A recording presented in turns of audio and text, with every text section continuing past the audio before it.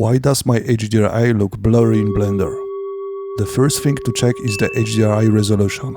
A 1K, 2K or 4K HDRI often doesn't contain enough detail for a visible background. For the best results, use a 16K HDRI or higher. However, even a 16K HDRI can still look slightly soft, because HDRIs from Polyhaven, OpenHDRI or HDRMaps.com are typically created from raw photos without any sharpening applied. Here is how to sharpen only the HDRI background in Blender. Start by loading a high-resolution HDRI, ideally 16K or even 29K, then enable the environment render pass and press F12 to render your image. Open the compositor, create a new node group and enable backdrop. Add an unsharp mask node and connect the environment render pass to its image input.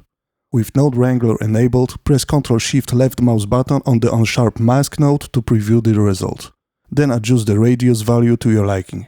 Next, add a color ramp node to the environment pass and set the white color stop position to 0.01.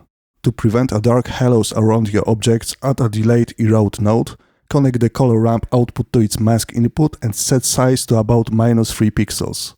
Finally, add an alpha over node. Connect the original image to the background, the sharpened HDRI to the foreground, and the delayed erode output to the factor input. Connect the alpha over output to both the group output and the image viewer nodes.